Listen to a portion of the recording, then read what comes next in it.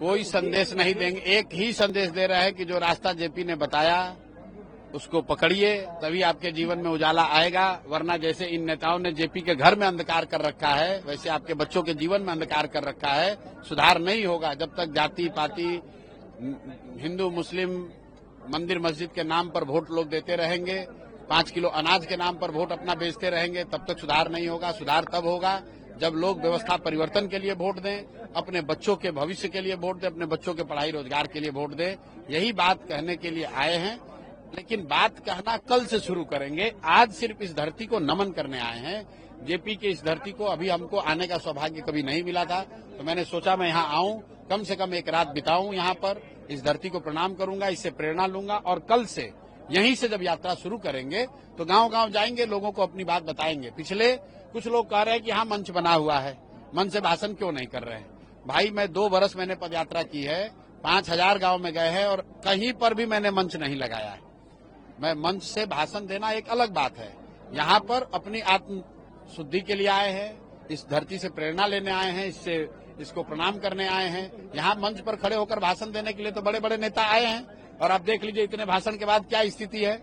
JP के अपने घर का बिजली कटा हुआ है क्योंकि बिहार सरकार ने बिजली का बिल नहीं दिया हुआ है, तो क्या भाषण देंगे हम लोग। हम लोग को तो आत्मग्लानि होनी चाहिए, मुझे भी होनी चाहिए, क्योंकि हम भी बिहार में घूम रहे हैं, लेकिन हमको भी ये नहीं पता था।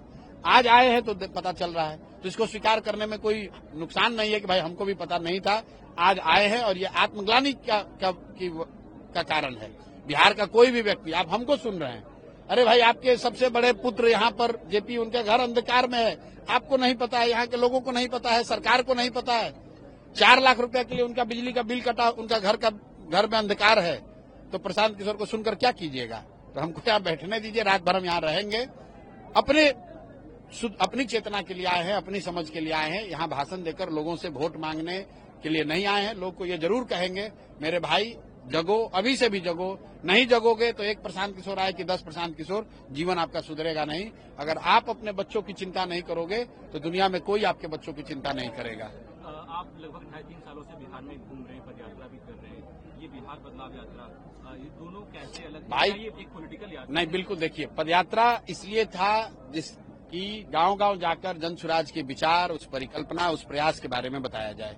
पदयात्रा इसलिए था कि गांव-गांव जाकर ये बताया जाए कि जिस विकल्प न होने का रोना आप रो रहे हैं, आप में वो ताकत है, सामान्य जन में ये ताकत है कि वो साथ में आकर एक नया विकल्प बना सकते हैं, एक ऐसा विकल्प बना सकते हैं जिससे कि उनको भाजपा के डर से लालू जी को और लालू के डर से भाजपा नीतीश को वोट न देना पड़े।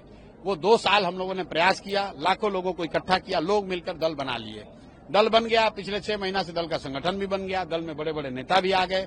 अब प्रशांत किशोर की ये जवाबदेही है कि हम फिर से जनता के बीच में जाएं, क्योंकि 5 महीने के बाद चुनाव है, और उनको बताएं कि भाई जो बिहार की जनता ने मिलकर ये विकल्प बनाया है, इस बार गलती मत करो, अपने बच्चों के लिए जगो, अपने बच्चों के शिक्षा रोजगार के लिए वोट करो। जिन दलों को पिछले 30-35 साल से आप मौका देते रहे हैं और जो इनसे ठगे जाते रहे हैं, फिर दोबारा उन्हीं को वोट देकर दाव मत लगाइए।